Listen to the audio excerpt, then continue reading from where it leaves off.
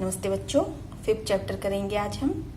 Arithmetic progression नाम है, तो एक तरह की सीक्वेंस है arithmetic progression AP.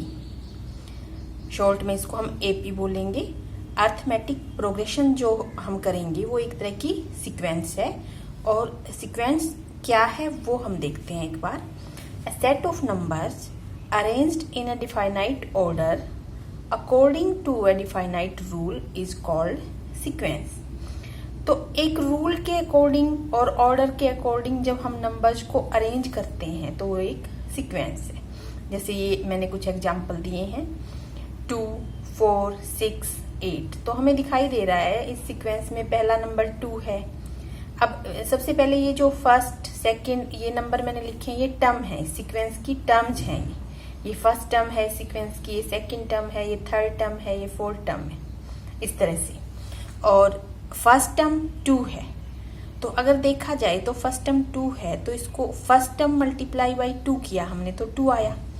Second term 4 है तो सेकंड टर्म है, सेकंड नंबर पे है ये, तो 2 मल्टीप्लाई बाई 2 किया। फिर ये थर्ड टर्म है, 3 मल्टीप्लाई बाई 2 किया। यानी कि जिस नंबर की टर्म है उसको 2 से मल्टीप्लाई करते जा रहे हैं तो नंबर आता जा रहा है। तो ये रूल है इसका मतलब इसमें। तो ये एक तरह का इसका पैटर्न ये हो गया कि जिस नंबर की टर्म है उसी नंबर्स को 2 से मल्टीप्लाई कर दो। फर्स्ट नंबर की टर्म है, फर्स्ट नंबर हो गया मल्टीप्लाई बाई 2। अब जैसे फोर्थ नंबर की टर्म है, 4 को 2 से मल्टीप्लाई करेंगे तो ये नंबर आ जाएगा फोर्थ नंबर की टर्म। तो ये इस तरह से एक रूल बन गया है। और ये जो हमारे पास ये सीक्वेंस है ये क्या है, इनफाइनाइट है, फाइनाइट नहीं है क्योंकि ये कंटिन्यू है। आगे इसकी जो लास्ट टर्म है वो हमें नहीं पता, ये कंटिन्यू है।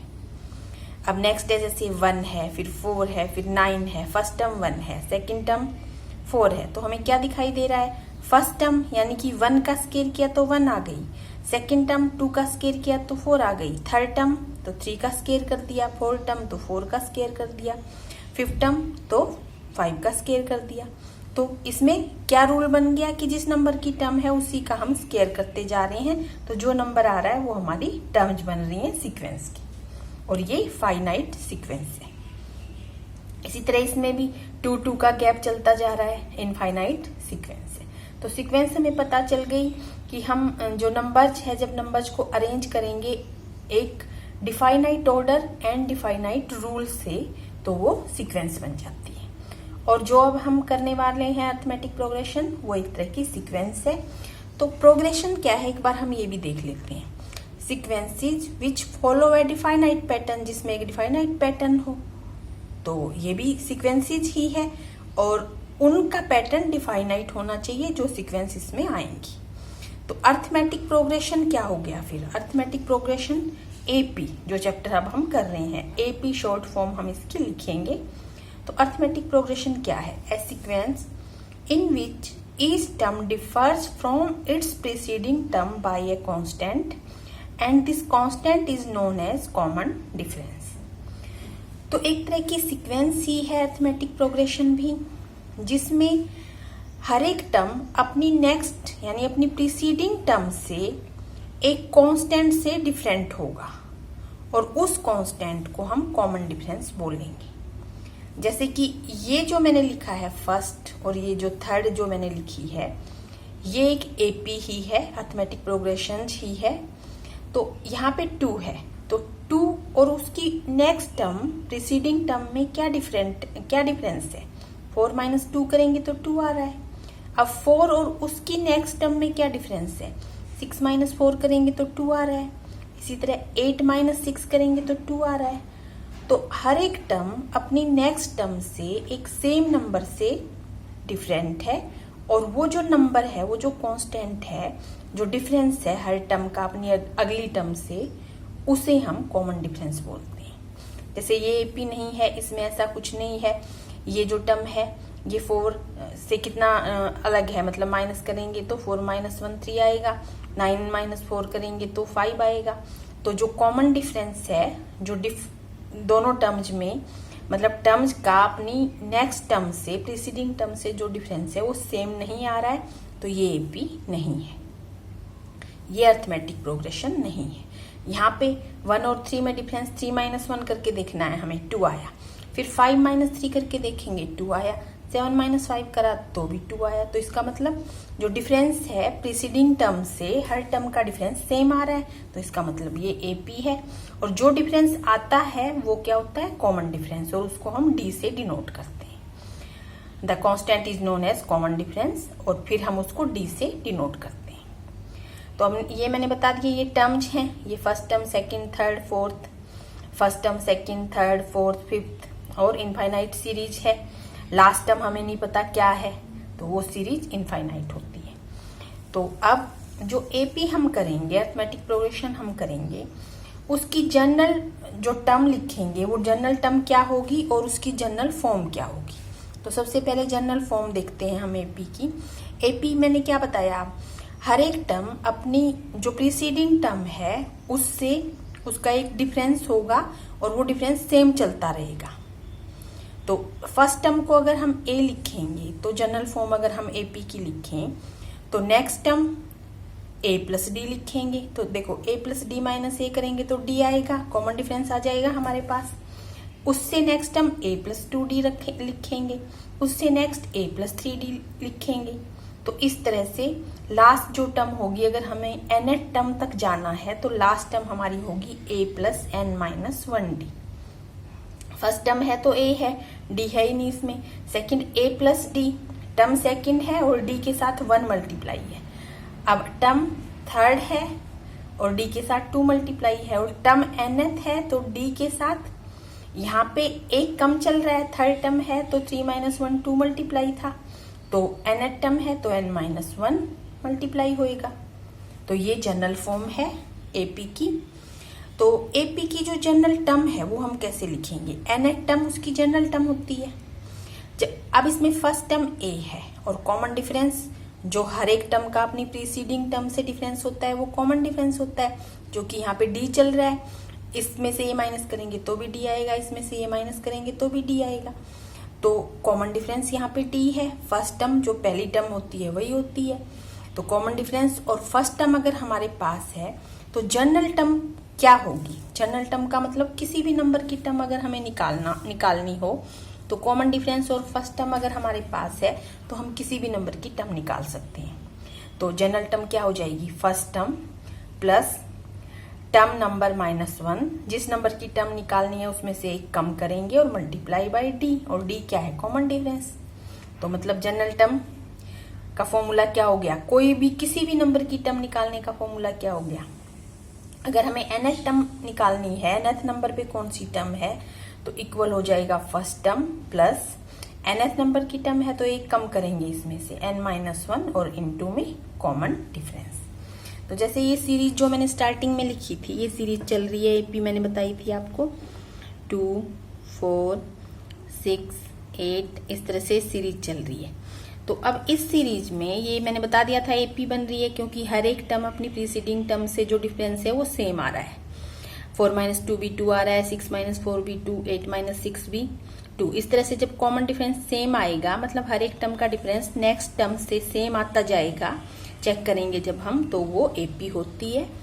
और अब इसमें फर्स्ट टर्म क्या है जिसको हम A लिखेंगे, 2 है। फर्स्ट टर्म तो फर्स्ट नंबर पे है जो, और D क्या है, कॉमन डिफरेंस, हर किसी का डिफरेंस क्या आ रहा है, 2 आ रहा है। तो अब मुझे इसकी किसी भी, ये पहले नंबर की टर्म है, ये दूसरे की, ये तीसरे की, मुझे किसी भी नंबर की टर्म निकालनी है। मान लो मुझे 10th नंबर की टर्म निकालनी है तो A10 मुझे निकालनी है, तो मैं कैसे निकालूंगी, जनरल फॉर्मूला क्या है, जनरल टर्म कैसे निकालनी है, nth टर्म निकालनी है तो A plus n minus 1D। अब 10th टर्म अगर मुझे निकालनी है तो A प्लस n माइनस 1 है तो 10 माइनस 1 तो 9 हो जाएगा, और कॉमन डिफरेंस D। तो कैसे निकलेगी, A क्या है यहाँ पे 2, 9 और D भी 2 है, 9 मल्टीप्लाई बाई 2 तो क्या हो जाएगा, 18 प्लस 2 20। तो 10th नंबर की जो टर्म आएगी वो 20 आएगी। तो एक तरह से 2 की टेबल ही चल रही है, 2 में 2 प्लस किया 4, फिर 6, फिर 8, फिर नेक्स्ट 10 आएगी, फिर 10 के बाद 12 आएगी। तो इस तरह से जो 10th टर्म होगी वो 20 आएगी। तो ये इस तरह से हमें करना है, तो ये ध्यान रखना है हमें ये वाली चीज़। अब हम जो भी नंबर चाहे, बस हमें AP मिली चेक करेंगे हम AP है वो चेक करने का तरीका क्या है, हर एक टर्म का डिफरेंस अपनी प्रीसीडिंग टर्म से सेम होना चाहिए। जैसे यहाँ पे सेम है, 4 - 2 भी 2 है, 6 - 4 भी 2 है, 8 - 6 भी 2 है।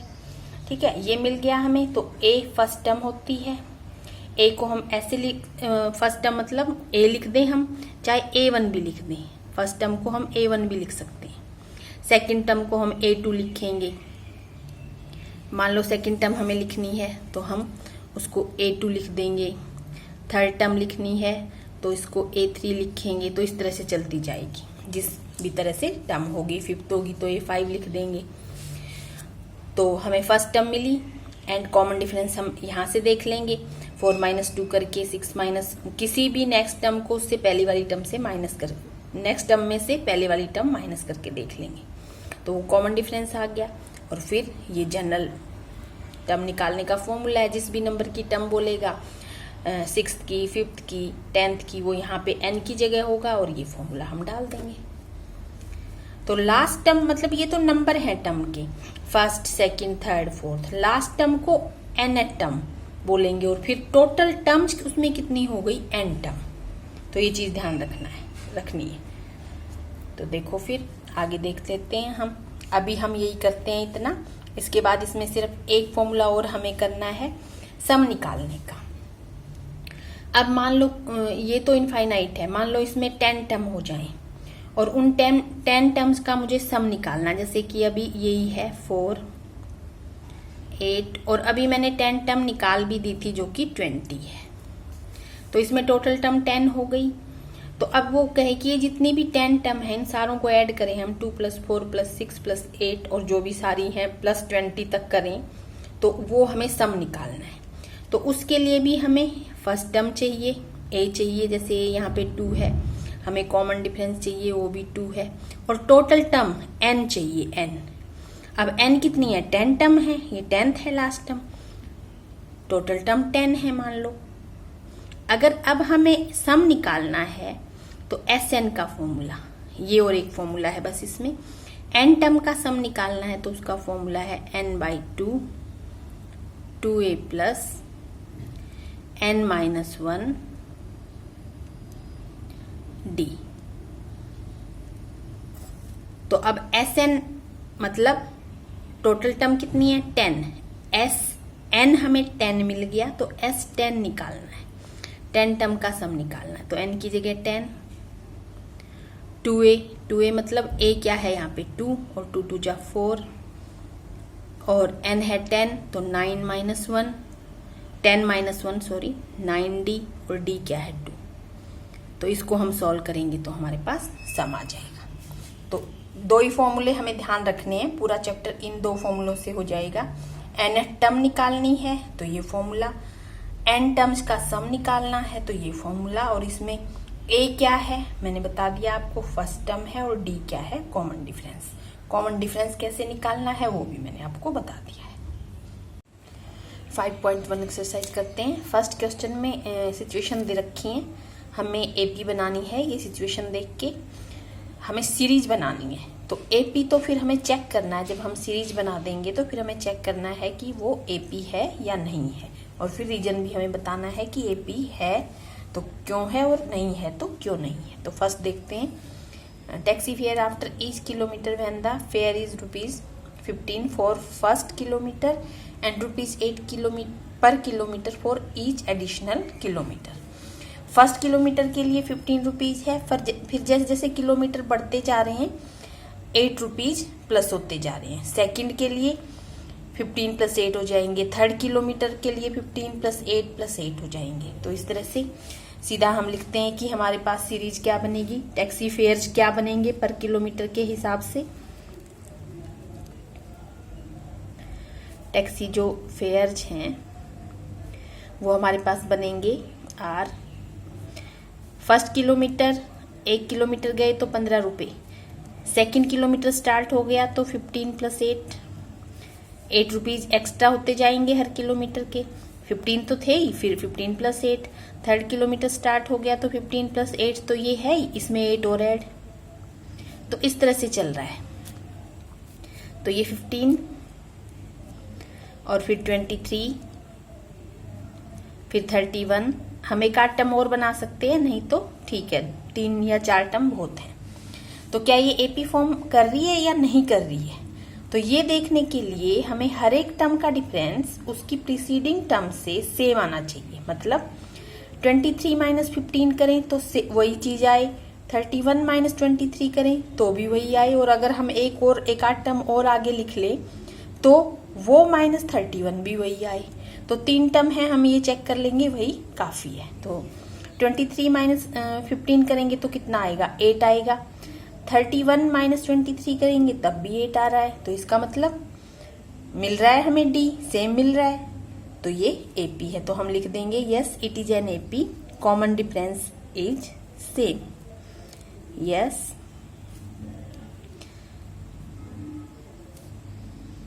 एन एपी because यह has common difference is same। Preceding term से उससे पहली टर्म को माइनस करेंगे हम तो सेम हमारा आना चाहिए बार बार जब हम हर एक टर्म को करके देखेंगे। सेकंड देखते हैं, the amount of air in a cylinder when vacuum pump removes 1/4 of the air remaining at a time. तो जितनी एयर है, अगर एक बार वैक्यूम का जो पंप हम स्टार्ट करेंगे तो वो जितनी एयर उसके अंदर है 1/4 ऑफ एयर बाहर निकाल देता है। तो हमारे पास किस तरह से बनेगी, हम अमाउंट मान लेते हैं, टोटल एयर की अमाउंट कितनी है, let the amount of air B.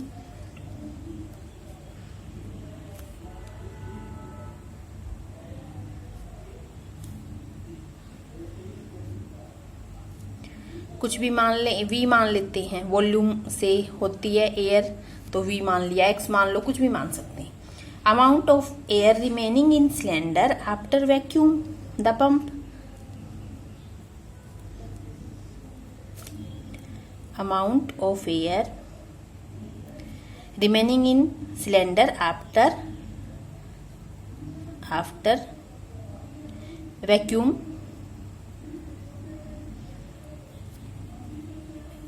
बस इतना ही लिखा है मैंने, amount of air after vacuum remaining in cylinder नहीं लिखा। Vacuum pump removes 1/4 of air remaining each time.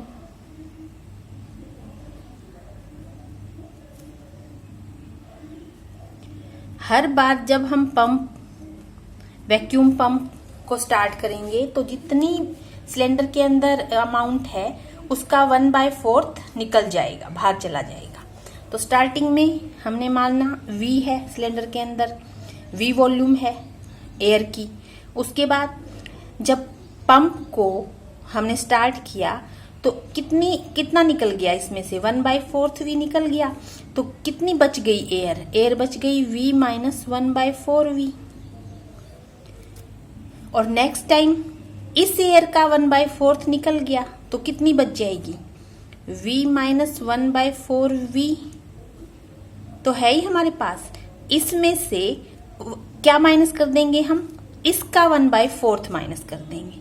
इस पूरे में से हम माइनस कर देंगे, बड़ी ब्रैकेट ले लेते हैं, 1/4 ऑफ ये जितनी भी एयर थी।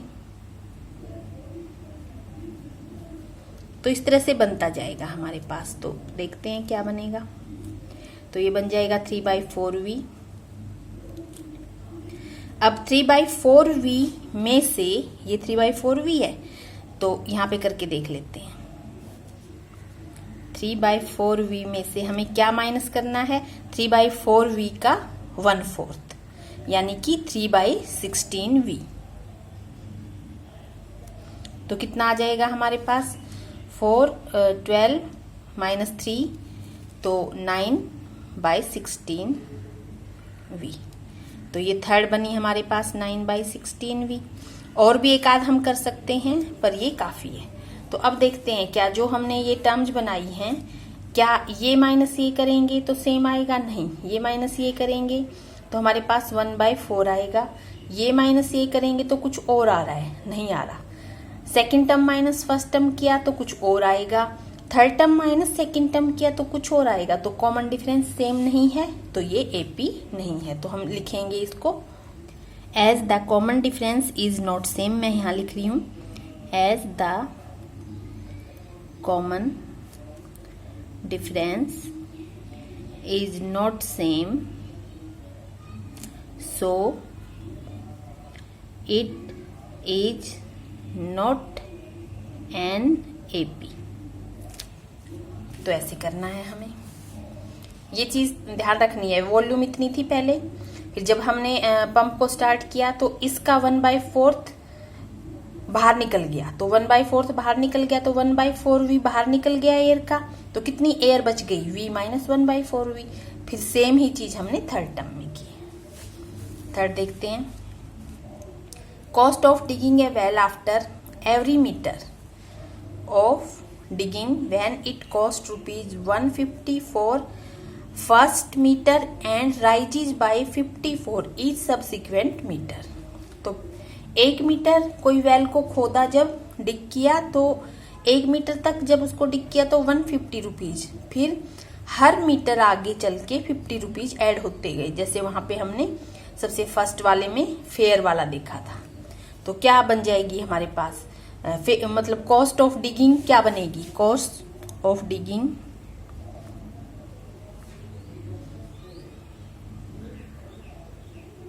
आर पहले मीटर में ₹150, नेक्स्ट में 150 ₹50 एक्स्ट्रा ऐड होते जाएंगे। 150 प्लस 50 करेंगे 200, नेक्स्ट में 200 प्लस 50 250, नेक्स्ट में 300। तो इस तरह से चलता जाएगा।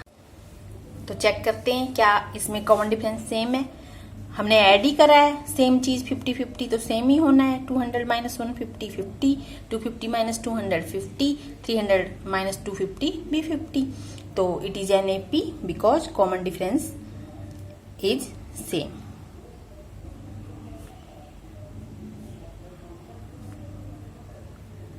As common difference is same.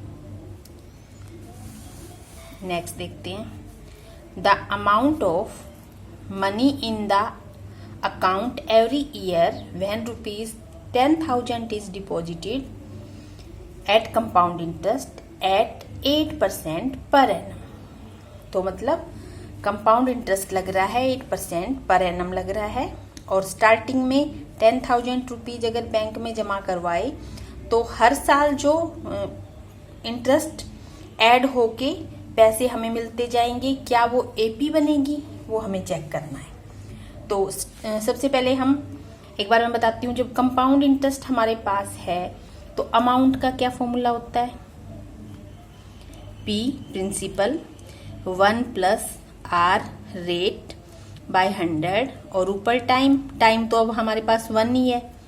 तो कंपाउंड इंटरेस्ट अगर लग रहा है तो अमाउंट निकालना हो हमें कंपाउंड इंटरेस्ट के बाद, तो ये उसका फॉर्मूला है।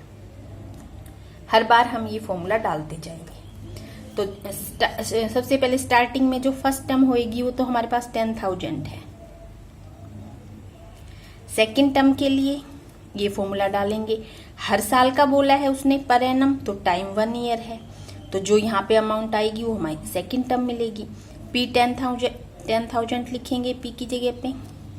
1 प्लस 8 है 8/100, और टाइम 1 ही, यहाँ पे 1 पावर डलेगी, तो ये कितना हो जाएगा 108/100, और 2 जीरो इससे कट करेंगे 108 इतने रुपीस, तो सेकंड टर्म आ गई 108। और अब की बार हम प्रिंसिपल की जगह 108 रखेंगे, तो सेकंड में निकाल रही हूं 108।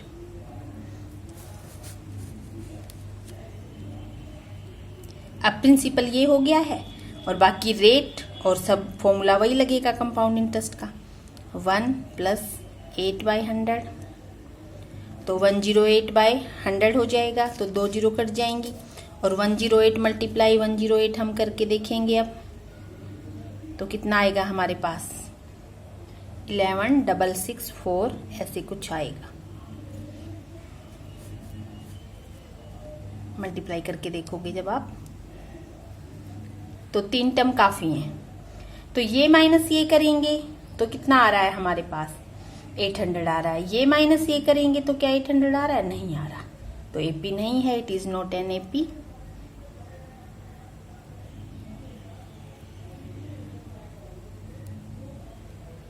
एज कॉमन डिफरेंस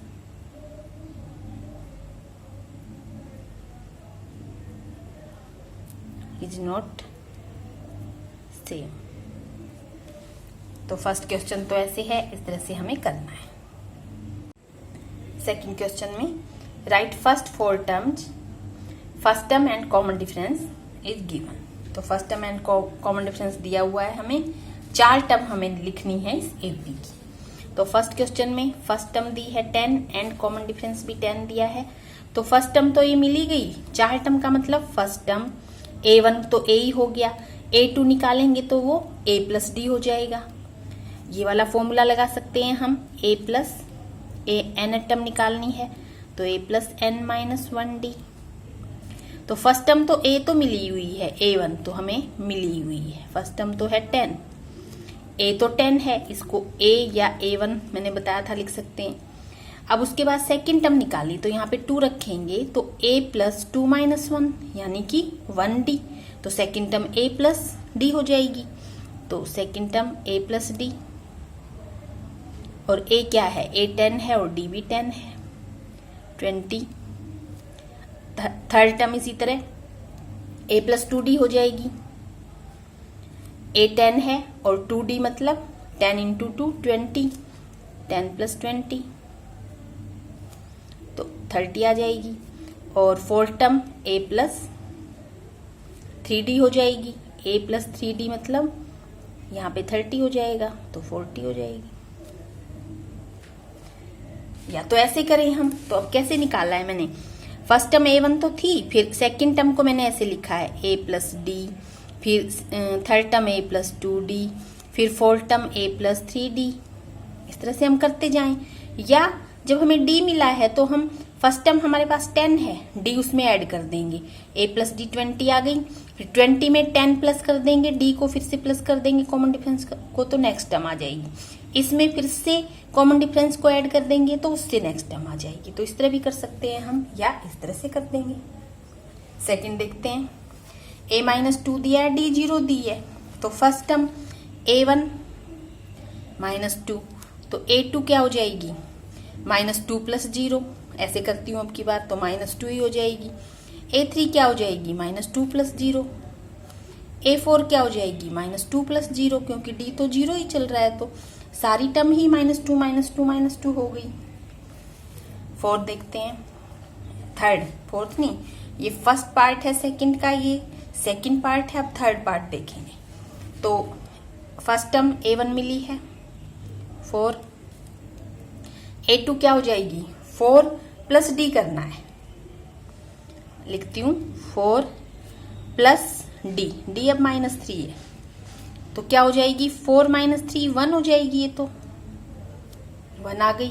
और a3 क्या करेंगे, अब ये प्लस d करेंगे, प्लस और d फिर से माइनस 3 है तो क्या आ जाएगी, माइनस 2। और a4 के लिए ये और प्लस में d करेंगे तो क्या आ जाएगी, माइनस 5 आ जाएगी। इस तरह से करो, सीधा जो कॉमन डिफरेंस है वो ऐड करते जाओ। फर्स्ट टर्म में ऐड करा तो सेकंड आ गई, सेकंड में ऐड करा तो थर्ड आ गई, थर्ड में कॉमन डिफरेंस ऐड करा तो फोर्थ आ गई। या फिर जो ये अभी मैंने ऊपर किया है हमने, a plus D, a plus 2d, a plus 3d, ऐसे कर लें ये वाला फॉर्मूला डाल के n टर्म वाला। तो ये हो गया थर्ड। फोर्थ पार्ट इसका इसी तरह से करते हैं। तो a1 तो मिला ही है हमें, तो a2 क्या होगा, माइनस 1 प्लस d कर देते हैं तो क्या आ जाएगा, माइनस 1/2। और a3 के लिए माइनस 1/2, अब इसमें करेंगे ना d प्लस, और d हमारे पास 1/2 है तो ये 0 आ जाएगा। और a4 के लिए अब इसमें करेंगे 0 + 1/2, तो ये 1/2 आ जाएगा। तो इस तरह से हमें करना है। फिफ्थ में a मिला है तो a1 मिली है हमें -1.25, और a2 के लिए हमें क्या करना है, -1.25 में d ऐड कर देना है। d माइनस का ही है तो माइनस और फिर प्लस करूंगी जैसे उसमें किया था पीछे इसमें, तो बीच में माइनस का ही साइन हो जाएगा, तो मैंने सीधा लिख दिया। तो क्या आ गया, -1.50। a2 आ गया। और a3 के लिए -1.50 में क्या ऐड करेंगे, ये ऐड का मतलब ये माइनस का साइन है तो माइनस ही हो जाएगी। तो क्या आ जाएगा, -1.75। और a4 के लिए -1.75 में क्या ऐड करना है, अब ये ऐड करना है तो माइनस का है तो फिर से उसी तरह, तो कितना आ जाएगा, इसमें ऐड करेंगे तो ये पूरा का पूरा 2 -2 हो जाएगा। ये 0 0 होता जाएगा और ये यहाँ पे 2 -2 आ गया। तो इस तरह से ये हो गया। थर्ड देखते हैं। थर्ड में बहुत सिंपल है। Third, right first term and common difference. First term हमें लिखनी है और कॉमन डिफरेंस। फर्स्ट टर्म तो ये है ही, कॉमन डिफरेंस किसी भी एक टर्म को उसकी प्रीसीडिंग टर्म से माइनस कर दें, मतलब उसका डिफरेंस निकाल दें। तो लिखते हैं फर्स्ट में a, फर्स्ट टर्म को a ही लिखेंगे अब की बार, तो a तो 3 आ गया, और d कैसे आएगा, इसमें से a माइनस कर दें बस। AP तो उसने बोला ही है तो एक ही करके देखना है हमें, सारों को करने की जरूरत नहीं। सारों को करने की तब जरूरत है जब हमें पता करना है कि ये AP है या नहीं। तो 1 - 3 करेंगे तो -2। नेक्स्ट में a है -5 और कॉमन डिफरेंस d -1, फिर माइनस का साइन एंड -5, तो क्या हो जाएगा, -1 + 5 तो 4 हो गया। और थर्ड में फर्स्ट टर्म 1/3, a मिली है हमें 1/3, और d 5/3 -1/3, तो कितना हो जाएगा एलसीएम लेने के बाद 4/3। कॉमन डिफरेंस मिल गया। नेक्स्ट a मिली है हमें 0.6। फर्स्ट टर्म तो 0.6 मतलब जो फर्स्ट है पहले नंबर पे है वही होती है, और d कॉमन डिफरेंस को प्रीसीडिंग टर्म से टर्म को माइनस कर दो, मतलब सेकंड टर्म से फर्स्ट को माइनस कर दो या थर्ड टर्म से सेकंड को माइनस कर दो, सब में सेम आना है अगर उसने AP बोला हुआ है तो। 1.7 - 0.6 ही कर रहे हैं हम, सेकंड से फर्स्ट ही कर रहे हैं तो 1.1 आ गया। तो ये इस तरह से हमें करना है।